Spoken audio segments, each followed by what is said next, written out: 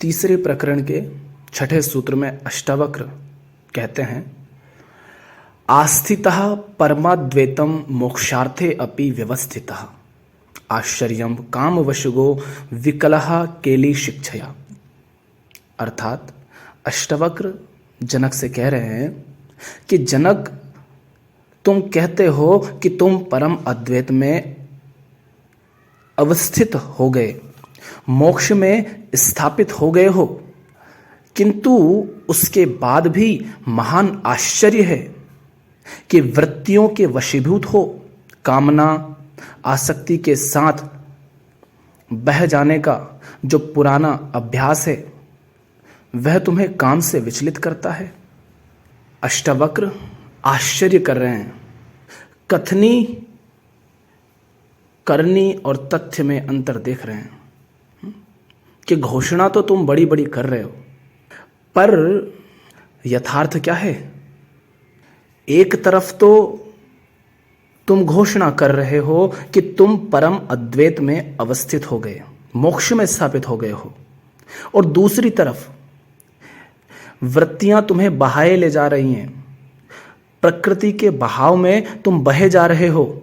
और यदि तुम अभी भी वृत्तियों, प्रकृति, इनके साथ बह जा रहे हो तो तुम अभी मुक्त हुए कहां।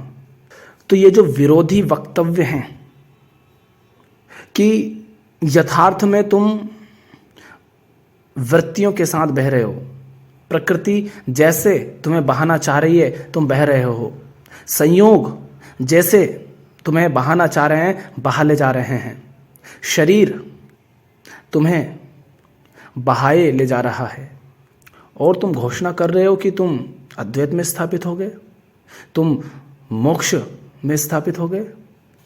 जनक को लग रहा है कि वह हो गए मुक्त, हो गए वो निष्काम, अब कोई कामना नहीं रही। किंतु अष्टावक्र ठोक ठोक कर देख रहे हैं, क्योंकि वे जानते हैं कि जिसका अभ्यास हो जाता है, जिसकी आदत हो जाती है, उससे मुक्त होना इतना आसान नहीं होता है। ये क्या हुआ, अभी तो 20 सूत्र कहे थे प्रथम प्रकरण में, और दूसरे प्रकरण से हम देख रहे थे कि जनक घोषणा करने लगे हैं, सब जान गए, सब जान गए। ये बड़ी जल्दी हो गई, इतना जल्दी।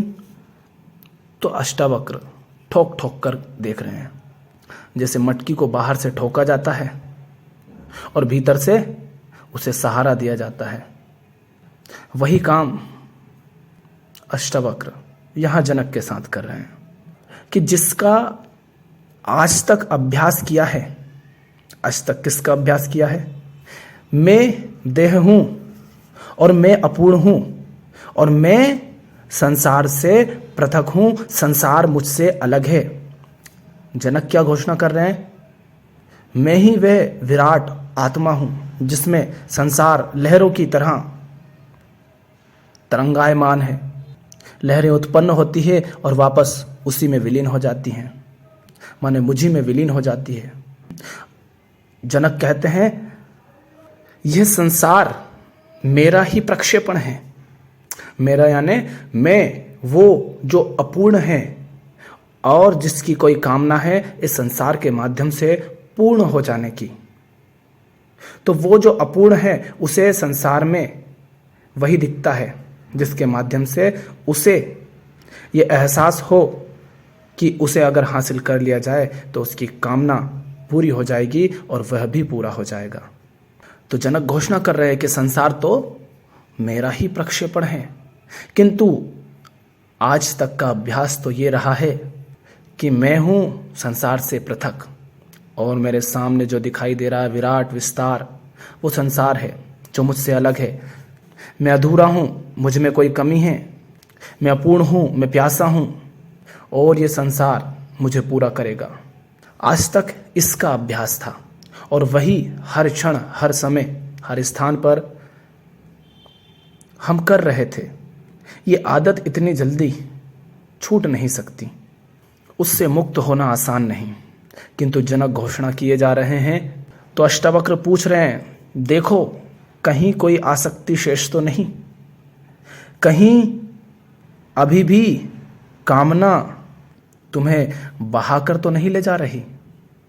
और अगर आसक्ति है, कामना अगर बहाए ले जा रही है, तो ये समझ आना ये भ्रम है। कहीं राज्य से आसक्ति तो नहीं, कहीं ये कामना तो नहीं कि राज्य का और विस्तार करूं, सीमाओं को और बढ़ा लूं, कहीं पद में सम्मान में कोई आसक्ति तो नहीं है, कहीं ऐसा तो नहीं कि अभी तुम लौटो और सम्मान ना पाने पर क्रोध से लाल हो जाओ, कहीं पड़ोसी राज्य को कमजोर पाकर उसका मालिक हो जाने का लालच तुम में जाग जाए और अधिक शक्तिशाली हो जाने की कामना तुम में जाग जाए। क्योंकि वृत्तियां जो हैं वो शरीर के साथ आती हैं, बहुत पुरानी है वृत्तियां, इतनी आसानी से वो छोड़ती नहीं है। कर्म तुम रोक सकते हो और ज़्यादा अभ्यास करो, साधना करो तो विचार भी रोके जा सकते हैं, विधियां लगा करके, प्रयोग कर करके। किंतु वृत्तियां अति सूक्ष्म होती हैं। वृत्तियां ही तो कबीर साहब की झीनी माया है, मोटी माया कहते हैं ना कबीर साहब, मोटी माया सब तजे झीनी तजी न जाए, पीर पैगंबर ओलिया झीनी सबको खाए। झीनी माया सबको खा जाती है। ये वृत्तियां ही तो हैं झीनी माया। वृत्तियों से ही तो विचार उठते हैं और विचार ही तो कर्म बनते हैं। तो ऐसा होता है कि लोग अक्सर घोषणा तो कर देते हैं कि हमने जान लिया, समझ गए, हो गए मुक्त, किंतु उनका यथार्थ जीवन ज्यों का त्यों होता है। उसमें वही सारी भाग दौड़ होती है, कामनाएं होती हैं, चिंताएं होती हैं। हो सकता है वो जबरन उन सबको दबाने का प्रयास कर रहे हों, किंतु होती हैं। इसी पर अष्टावक्र आश्चर्य व्यक्त कर रहे हैं। मौत सम्मुख खड़ी होती है, हर दिन प्रत्यक्ष दर्शन होते हैं मृत्यु के। दिख रहा होता है हमें कि जीवन कितना क्षणभंगुर है। थोड़ी सी कोई बीमारी हो जाती है तो मर जाता है, जरा सा किसी जगह पर कट लग जाए, छेद हो जाए तो मर जाता है। एक गोली बंदूक की कुछ क्षणों में प्राण निकाल देती है। हर दिन लाखों लोग मरते हैं दुनिया भर में। इतनी कहानियां सुनते हैं, इतिहास पढ़ते हैं। कितने ही हुए जिन्होंने स्वयं को बचाए रखने का बहुत बहुत प्रयास किया, बहुत कोशिश की, जिन्होंने दुनिया पर छा जाने के लिए पूरी दुनिया को ही जला डाला, लेकिन उनका भी आज कुछ अता पता नहीं। पल भर में ये दिखता है कि शाम को कोई था हंसता खेलता, सुबह राख हो गया। अभी कोई जहरीला जीव आया, उसने काटा और पल भर में जीवन समाप्त। तो हर क्षण, हर समय, हर तरफ मृत्यु ही मृत्यु नाच रही है। कहीं कीड़े मकोड़े मर रहे हैं, पशु पक्षी मर रहे हैं, पेड़ पौधे मर रहे हैं, मनुष्य मर रहा है। हर तरफ लगातार परिवर्तन है, मृत्यु का नृत्य है। किंतु फिर भी जनक, फिर भी मनुष्य का, जीव का, इस अहंकार का, संसार के प्रति ये जो झुकाव है, संसार से ये जो आसक्ति का अभ्यास है, ये इतना गहरा है, ये आदत इतनी गहरी है, ये उसका भ्रम इतना गहरा है कि संसार से कुछ पालूंगा तो पूरा हो जाऊंगा। ये इतना गहरा है कि इतनी जल्दी छूटता नहीं है। क्षण भंगुर है जीवन, किंतु फिर भी भविष्य से आशाएं, कामनाएं छूटती नहीं। वो ईर्ष्या ऐसे करता है जैसे सदा यहीं रहेगा। अभी घोषणा कर रहे हो कि तुम परम अद्वैत में स्थापित हो गए हो, मोक्ष को उपलब्ध हो गए हो, और कोई पुराना दुश्मन सामने आ जाए तो बदले लेने की भावना से ऐसे भर जाओगे जैसे आत्मज्ञान से तो कभी तुम्हारा संपर्क हुआ ही नहीं।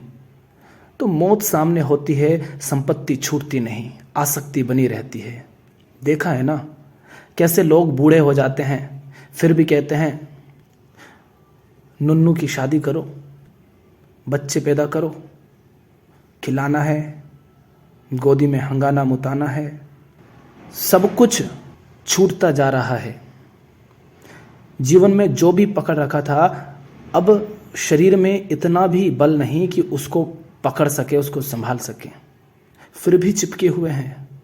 खुद जीवन ही छूटता जा रहा है किंतु फिर भी आसक्ति नहीं छूटती, फिर भी संसार से कामनाएं बनी रहती हैं, फिर भी मेरे और तेरे का ये भेद उसका मिटता नहीं।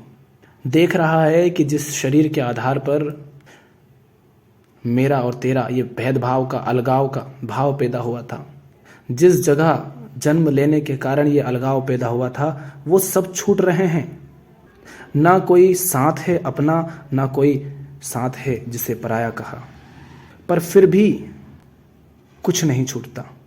मान्यताओं को पकड़े बैठे हैं, जीवन के अंतिम क्षण तक मुक्त नहीं होते।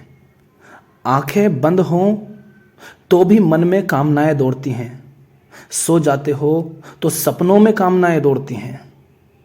जो कुछ हकीकत में, यथार्थ में तुम हासिल नहीं कर पाए या नहीं कर सकते थे, उसे तुम सपनों में हासिल करते हो। वास्तविकता में जो हासिल नहीं कर पाते उसे तुम सपनों के माध्यम से हासिल करने का प्रयास करते हो। इतनी गहरी है ये कामनाएं, इतनी गहरी है आसक्ति संसार से, संसार की चीजों से। और तुम कह रहे हो कि तुम परम अद्वैत में स्थापित हो गए, मोक्ष में स्थापित हो गए, आसक्ति से मुक्त हो गए, कामनाएं नहीं रही, प्यास बुझ गई। बड़ा आश्चर्य है। मंदिर गए तो राम से भी कहा कि मनोकामना पूरी कर मालिक। इंसान जागे, सोए, मंदिर जाए, मस्जिद जाए, कहीं भी जाए, कुछ भी करे, कामनाओं से वो मुक्त होता कहाँ है। इसलिए जनक से पूछ रहे हैं अष्टावक्र, कहीं भ्रम तो नहीं है ये सब? क्योंकि तुम एक तरफ घोषणा कर रहे हो परम अद्वैत की, मोक्ष की, और दूसरी तरफ संसार से आसक्ति अभी भी सुरक्षित है। वो जो अपूर्ण है, अहम, वो अगर है और वो है, इसका प्रमाण क्या होगा? इसका प्रमाण होगा कामनाएं, इसका प्रमाण होगा संसार से आसक्ति। अगर आसक्ति है, अगर कामना है, तो इसका अर्थ है कि वो जो अपूर्ण था वो अभी भी है, वो मिटा नहीं, या कहो वो पूरा नहीं हुआ। जब मैं था तब हरि नहीं, अब हरि है मैं नाही। प्रेम गली अति सांकरी, ता में दो न समाए। वो नहीं हो सकता। अगर आत्मस्थ हो गए, अगर परम अद्वैत में अवस्थित हो गए, मोक्ष में स्थापित हो गए, तो मोक्ष पाने वाला नहीं बचना चाहिए। अगर कोई कहने को अभी बाकी है कि मैंने सत्य को जान लिया, तो उसने अभी कुछ नहीं जाना, क्योंकि सत्य जाना नहीं जाता है, सत्य हुआ जाता है। आत्मा को जाना नहीं जाया जाता है, आत्मस्थ हुआ जाता है। या तो अहम हो सकता है अपूर्णता, या पूर्णता हो सकती है। जहां अपूर्णता है वहां पूर्णता नहीं, जहां पूर्णता है वहां अपूर्णता बचती नहीं। कहीं ऐसा तो नहीं कि एक तरफ तो कह रहे हो कि सब व्यर्थ है, सब व्यर्थ है, चूंकि सब अनित्य है, सब क्षणभंगुर है, मेरा ही प्रक्षेपण मात्र है, और दूसरी तरफ उसी की कामना अंदर धधक रही है। कहीं ऐसा तो नहीं? क्योंकि अगर सब व्यर्थ है तो व्यर्थ को पाने की फिर कोई कामना शेष कैसे रह सकती है? अगर सब अनित्य ही है तो उससे शाश्वत शांति या वह शाश्वत आत्मा कैसे मिल सकती है? अगर सब कुछ तुम्हारा ही प्रक्षेपण है तो प्रक्षेपण में भी वही सब कुछ होगा, छाया में वही सब होगा जो तुम में है, माने शरीर में है। 2 हाथ हैं तो छाया में भी 2 हाथ ही होंगे।